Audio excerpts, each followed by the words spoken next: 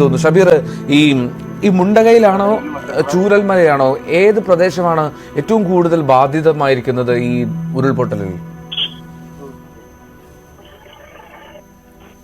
Ranjith, clear ആയില്ല, ഒന്നുകൂടെ ചോദിക്കാം. ഷബീർ, ഈ മുണ്ടകൈയാണോ അതോ ഈ ചൂരൽമല, ഇത് ഏത് ഭാഗത്താണ് കൂടുതൽ നാശനഷ്ടം ഉണ്ട് എന്ന് കരുതുന്നത്, അല്ലെങ്കിൽ കൂടുതൽ ജീവൻ നഷ്ടമായി എന്ന് പ്രതീക്ഷിക്കുന്നത് എവിടെയാണ്? അതായത് രഞ്ജിത്ത്, നമുക്കിപ്പോ ശരിക്കും പറഞ്ഞാൽ നമുക്ക് ഈ ഇപ്പൊ ലഭിച്ച വിവരങ്ങൾ അല്ലെങ്കിൽ ഔദ്യോഗികമായി ലഭിക്കുന്ന വിവരങ്ങളും ഇപ്പോൾ നമ്മൾ കാണുന്ന കാഴ്ചകളും ഒക്കെ ചൂരൽമലയിൽ നിന്നാണ്. അതായത് ഈ മുണ്ടക്കൈ പ്രദേശം ചൂരൽമലയുമായി 3 കിലോമീറ്ററിന്റെ ഡിസ്റ്റൻസ് ആണുള്ളത്.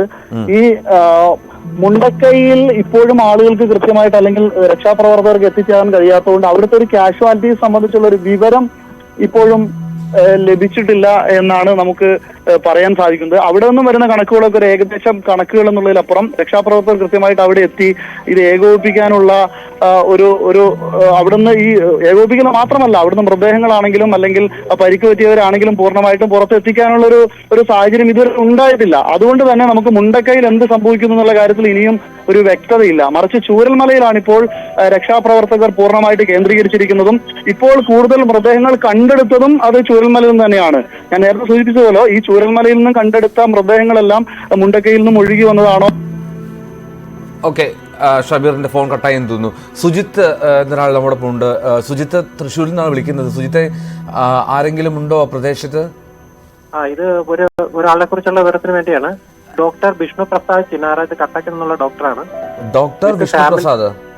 വിഷ്ണു പ്രസാദ് ചിന്നാര. ഓക്കെ, കട്ടക്കിൽ നിന്നുള്ള ആളാണോ? കട്ടക്കിൽ നിന്നുള്ളതാണ്. വിത്ത് ഫാമിലിയാണ്. പ്രിയദർശിനി, വൈഫിന്റെ പേര് പ്രിയദർശിനി പാലാണ്. ഓക്കെ, ഇപ്പൊ വിവരമൊന്നുമില്ല, ഇതുവരെ അറിഞ്ഞിട്ടില്ല. എന്നാലും ഉച്ചയ്ക്ക് ശേഷം കോൾ വന്നതാണ്. അതിനുശേഷം ഇതുവരെ കണക്ട് ആയിട്ടില്ല. ഇത് സുജിത്തിന്റെ സുഹൃത്താണോ? എന്റെ കൂടെ വർക്ക് ചെയ്യുന്ന ആളുടെ, കാരണം പുള്ളി മലയാളം നന്നായിട്ട് അറിയില്ല, ഇതുപോലെ കൺട്രോൾ റൂമിൽ സംസാരിക്കാനായിട്ട്, അതുകൊണ്ട് ത്രൂ സംസാരിക്കുകയാണ്. ഓക്കെ, ഉറപ്പായിട്ടും നമ്മൾ വിവരം കൈമാറാം. നമുക്ക് വിവരം വന്നിരുന്നു ആദ്യം 2 ഡോക്ടേഴ്സിനെ കാണാനില്ല എന്നുള്ളത്. ഈ ഭാര്യയും ഡോക്ടറാണോ? വൈഫ് ഡോക്ടർ അല്ല, ഡോക്ടറല്ല. ഓക്കെ ഓക്കെ ഓക്കെ, അപ്പോ അവരുടെ സുഹൃത്തുക്കളാണ് ഇപ്പോൾ സുജിത്തുമായി ബന്ധപ്പെടുന്നത് അല്ലേ?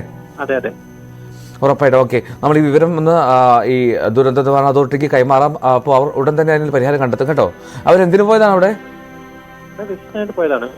വിസിറ്റ് വേണ്ടി പോയതാണ്. ഓക്കെ, ശരി ശരി സുജിത, ഉടൻ തന്നെ വിവരം ഞങ്ങൾ കൈമാറാം. Okay, Vishnu Prasad doctor and Priyadarshini. ശരി, വിജിത കൂടി നമ്മോടൊപ്പം ഉണ്ട്. വിജിത, ബന്ധുക്കൾ ആരെങ്കിലും അവിടെ ഉണ്ടോ? കോഴിക്കോട് നിന്നാണ് ഞാൻ വിളിക്കുന്നത്. ഓക്കെ, എന്റെ റിലേറ്റീവ്സ് ആണ്. അപ്പൊ അവര് പിന്നെ 2 പേരെ ഒരു വിവരവും ഇല്ല. എത്ര പേരാണ്? 2 പേരെ പറ്റിയിട്ട്. പുത്തൻ വീട്ടിൽ സീത, കണ്ണമ്മ എന്നൊക്കെ പറഞ്ഞാലാണ് അറിയുക. അവരെ അനിയത്തി ഉണ്ട് പാറു എന്ന് പറഞ്ഞിട്ട്. അവരെ പറ്റിയിട്ടും ഒരു വിവരവും ഇല്ല, കാണുന്നില്ല. വീട് നിന്നോടത്തൊന്നും ഇല്ല എന്നാ പറഞ്ഞത്. മുണ്ടകയിലാണോ? മുണ്ടക്കൈ വെള്ളാർമല സ്കൂൾ റോഡില്ലേ, അതിങ്ങനെ കുറച്ചും കൂടി മുന്നോട്ട് അങ്ങോട്ട് പോരണം. ആ ഭാഗത്തെ കുറച്ച് അങ്ങോട്ട് എത്തണം, കുറച്ചുള്ളിലേക്കായിട്ട്.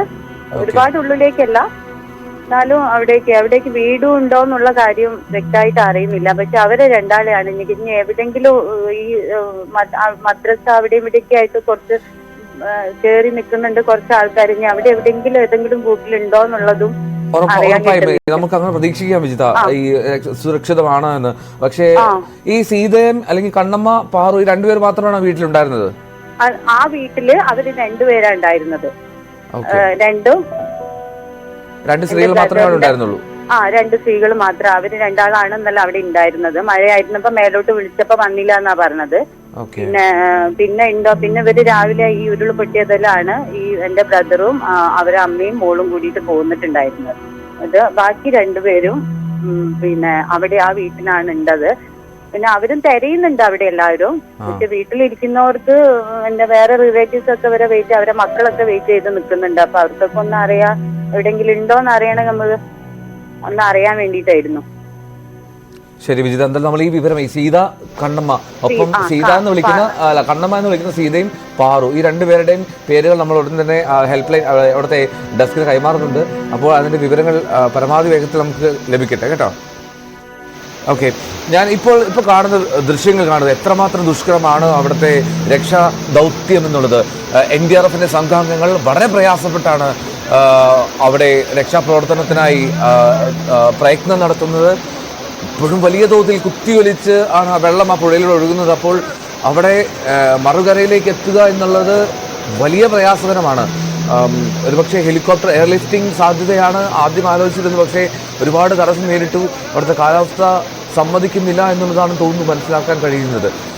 വന്ന ഹെലികോപ്റ്ററുകൾ തിരികെ പോയി എന്നുള്ള റിപ്പോർട്ട് ഇടയ്ക്ക് വന്നിരുന്നു.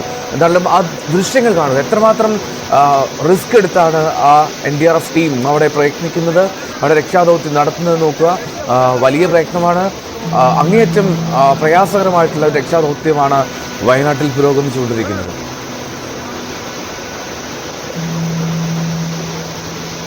മേപ്പാടിയിലെ ആശുപത്രിയിൽ നിരവധി പേർ ചികിത്സയിലുണ്ട്.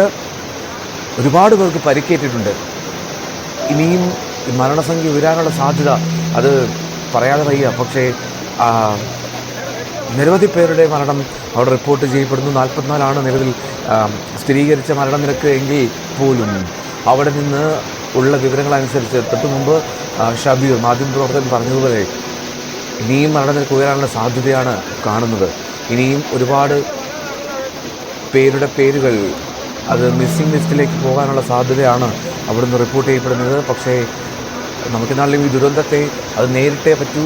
നിലവിൽ പരിക്കേറ്റ് നിൽക്കുന്നവരെയും നിൽക്കുന്നവരെയൊക്കെ എത്രയും പെട്ടെന്ന് രക്ഷപ്പെടുത്തണം. ആ രക്ഷാദൗത്യത്തിൽ പങ്കുചേരണം എന്നുള്ളതാണ്. പക്ഷേ രക്ഷാദൗത്യത്തിൽ പങ്കുചേരാൻ എല്ലാവരും കൂട്ടത്തോടെ അവിടെ എത്തരുത് എന്നുള്ള അഭ്യർത്ഥന കൂടി നൽകുകയാണ്. NDRFും അധികൃതർ നൽകുന്ന നിർദ്ദേശങ്ങൾക്കനുസരിച്ച് മാത്രമേ ഓരോ കാര്യങ്ങൾ ചെയ്യാൻ കഴിയൂ. അത് മാത്രമേ ഏറ്റവും സാധ്യമായിട്ടുള്ള വഴിയും അത് മനസ്സിൽ കണ്ടുകൊണ്ട് വേണം ഓരോ കാര്യങ്ങളും. എന്നാലും വയനാടിൻ്റെ നെഞ്ച് തകർത്താണ് ഇന്ന് ആ ഉരുൾപൊട്ടലുണ്ടായത്. ഇപ്പോൾ സ്ക്രീനിൻ്റെ ഒരു വശത്ത് കാണുന്നത് അത് തൊണ്ടനാടുള്ള ദൃശ്യങ്ങളാണ്. അവിടെ മണ്ണിടിച്ചിലിൽ ഒരു നേപ്പാളിൽ നിന്നുള്ള ബാലിക മരിച്ച വിവരം നേരത്തെ നമ്മൾ റിപ്പോർട്ട് ചെയ്തിരുന്നു. അതിൻ്റെ ദൃശ്യങ്ങളാണ് കാണുന്നത്. അവിടെ ഒരു മരണം സംഭവിച്ചു. ആ പശു ഫാമാണത്. ആ പശു ഫാമിൽ കന്നുകാലികൾക്കും ജീവൻ നഷ്ടമായിട്ടുണ്ട്. എന്നാലും ഒരു ചെറിയ മണ്ണിടിച്ചിലാണ്. പക്ഷേ ഒരു കുഞ്ഞിൻ്റെ മരണത്തിലേക്ക് ആ കാര്യങ്ങളെത്തി എന്നുള്ളതാണ്. ബാക്കി രക്ഷാപ്രവർത്തനം എല്ലാം പൂർത്തിയാണ്. ബാക്കി ആർക്കും പരിക്കുകളൊന്നുമില്ല. പക്ഷേ ഒരു കുഞ്ഞ് കേരളത്തിലെത്തിയ അവിടെ ജോലി ചെയ്തിരുന്ന നേപ്പാളി കുടുംബത്തിൻ്റെ ഒരു കുഞ്ഞ് അവിടെ ജീവൻ നഷ്ടമായ കാര്യമാണ് ആ ദൃശ്യത്തിലുള്ളത്. മറുവശത്ത് വയനാട്ടിൽ ഇപ്പോഴും വലിയ തോതിൽ രക്ഷാദൗത്യം നടക്കുന്നു. വലിയ പ്രയാസമുണ്ട് ഓരോരുത്തരെയും കണ്ടെത്തുക എന്നുള്ളതിൽ. വലിയ ആധിയിൽ നെഞ്ച് തകർന്ന് നിലവിളിക്കുന്ന വയനാട്ടുകാരാണ് നമ്മൾ അവിടെ കാണുന്നത്. ഒരുപാട് പേർ അവിടെ ആ വലിയ ദുരന്തത്തിൽ പെട്ടുപോയി. പുലർച്ചെ നടന്ന സംഭവമാണ്. രാത്രി ഉറക്കത്തിനിടയിലാണ് പലപ്പോഴും ഈ അപകടം സംഭവിച്ചത്. അതിൻ്റെ ആഘാതം കൂട്ടുന്നത് അറിയാതെ തന്നെ അപകടത്തിൽ ഒലിച്ചുപോയ നിരവധിയായിട്ട് ആളുകൾ. നിരവധി വീടുകളാണ് അവിടെ. ഒരുപാട് വീടുകളുണ്ടായിരുന്നു. ആ വീടുകളാണ് അത് തുടച്ചു മാറ്റപ്പെട്ട പോലെ. ഒരു സ്കൂൾ 45 മരണമായി എന്നുള്ളതാണ് ഏറ്റവും ഒടുവിൽ വരുന്ന സങ്കടകരമായിട്ടുള്ള കാര്യം. മരണം 45ലേക്ക് ഉയർന്നു. സ്ഥിരീകരിക്കപ്പെട്ട മരണനിരക്കാണത് 45. പക്ഷേ ഇനിയും ഉയരാനുള്ള സാധ്യത തള്ളിക്കളയാൻ കഴിയില്ല. വ്യസനപൂർവ്വമാണ് ഇനിയും ആ മരണനിരക്ക് ഉയർന്നേക്കാമെന്നുള്ള വിവരം പങ്കുവെക്കേണ്ടി വരുന്നതും. രക്ഷാദൗത്യം അത് പുരോഗമിക്കുന്നു. ഇന്ന് പുലർച്ചെ നടന്ന ആ വലിയ ഉരുൾപൊട്ടൽ അത് നിരവധിയായിട്ടുള്ള ആളുകളുടെ ജീവിതമാണ് തകർത്തെറിഞ്ഞ് ഒലിച്ചുകൊണ്ട് പോയത്. ഭൂമി അപ്പാടെ കലിതുള്ളി എത്തിയതോടുകൂടി 45 പേരുടെ മരണം ഇപ്പോൾ സ്ഥിരീകരിക്കപ്പെട്ടിരിക്കുന്നു.